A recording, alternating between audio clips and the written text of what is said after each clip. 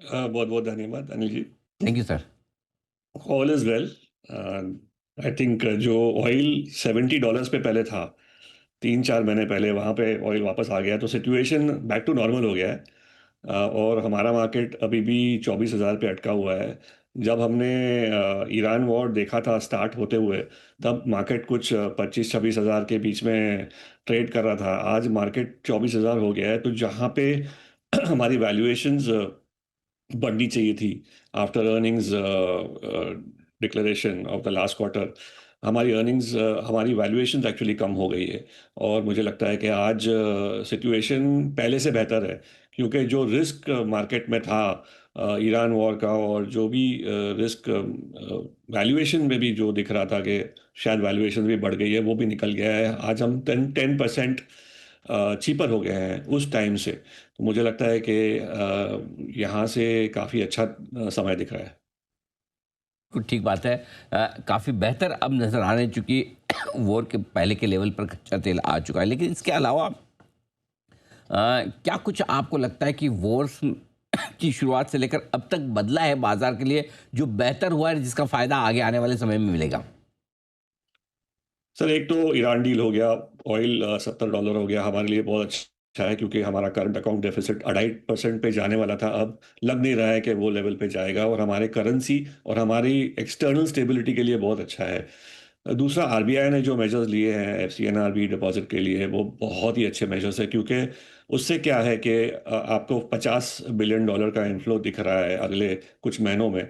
और वो बहुत बड़ा फिगर है, क्योंकि करेंसी पे जो नर्वसनेस चल रहा था, उससे एनआरआईज और एफआईआईज दोनों की एक तरफ से सेलिंग हो रही थी। और मुझे लगता है कि अगर करेंसी स्टेबल हो गया, आज हमारी करेंसी अंडर वैल्यूड है, अगर आप रियल इफेक्टिव एक्सचेंज रेट को कंपेयर करेंगे तो कुछ 91 कहीं पे पढ़ा था मैंने।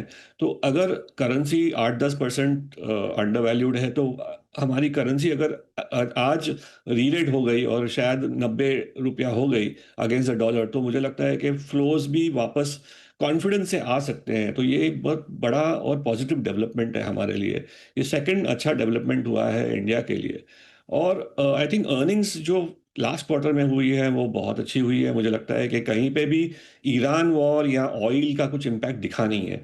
तो मुझे हर सेक्टर में मैंने जो देखा है कि कुछ बड़ा इम्पैक्ट हुआ नहीं है।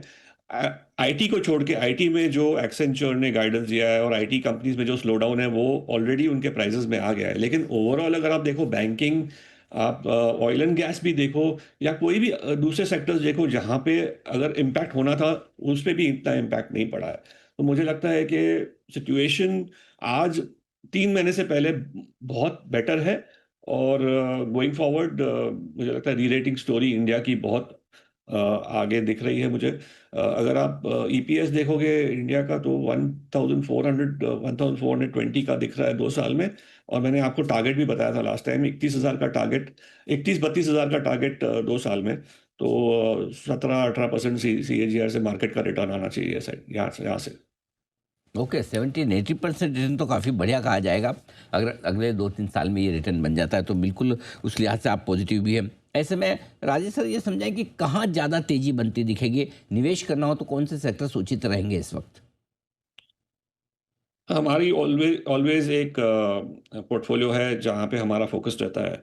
और उस पॉकेट्स में हमारे को लग रहा है कि ग्रोथ कायम है अगले 2 साल में। मार्केट में या इकोनॉमी में जो भी हो, वो सेक्टर्स अच्छे ही कर रहे हैं।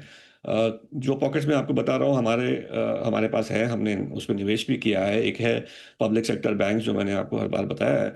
वहाँ पे अगर आप देखो, जैसे स्टॉक्स है बैंक ऑफ बड़ौदा, आज 0.8 times price to book value चल रहा है। और बैंक ऑफ बड़ौदा की जो रिटर्न ऑन इक्विटी है 14% है। और 0.8 times price to book value पे आज जो पैरामीटर्स उनके हैं, एनपीए लेवल आपका 2% और ग्रॉस एनपीए लेवल जो आ रहा है, जो दो कुछ साल पहले कुछ 10%, 11% भी हो गया था एक टाइम पे। लेकिन आज के दिन पे ये पब्लिक सेक्टर बैंक्स की एनपीए लेवल्स बहुत कम हो गई है। तो 0.8 से क्या री रेटिंग ही हो सकता है यहाँ से, और यहाँ पे रिटर्न आने की बहुत चांसेस है। तो एक पॉकेट मुझे बहुत पसंद है। दूसरा, मुझे इंजीनियरिंग सेक्टर बहुत पसंद है, जहाँ पे मैंने आपको लास्ट टाइम बताया था कि कंपनीज लाइक सीजी पावर, जैसे सीजी पावर के पास बहुत ट्रैक्शन है अलग अलग सेगमेंट्स में। एक है जैसे पावर सेक्टर में बहुत ट्रैक्शन है, हमने देखा है कि रिन्यूएबल एनर्जी में काफ़ी ग्रोथ आ रहा है। कंपनी के पास बहुत ही अच्छे ऑर्डर्स हैं, ट्रांसफार्मर्स के ऑर्डर्स हैं, और आगे जाके मोटर्स और इंडस्ट्री के रिवाइवल का भी उसको फ़ायदा हो सकता है। रेलवेज़ का एक दूसरा एंगल आ रहा है सीजी पावर में, तो वहाँ पे मुझे लगता है कि बहुत इंटरेस्टिंग प्ले है ये कंपनी, और इनका नेक्स्ट 5 साल का ग्रोथ बहुत अच्छा लग रहा है। सेमीकंडक्टर में भी उन्होंने अभी एक बड़ा कैपेसिटी डाला है, they are the one of the first ones to do it.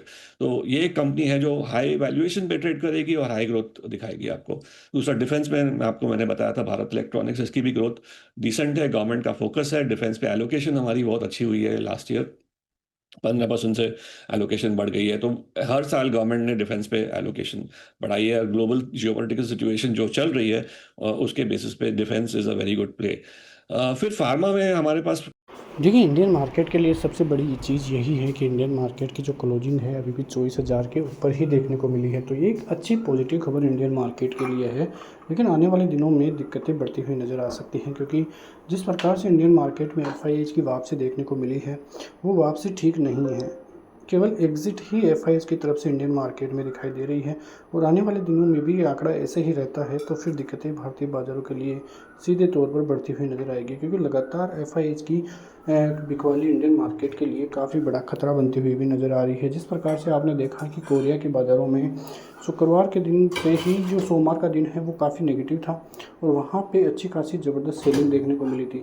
तो उस सेलिंग की वजह से काफ़ी ज़बरदस्त नुकसान वहाँ के बाज़ारों को तो देखने को मिला था, साथ ही जो अदर कंट्री के इंडेक्सेज है वहाँ पे भी काफ़ी नेगेटिविटी दिखाई दी थी।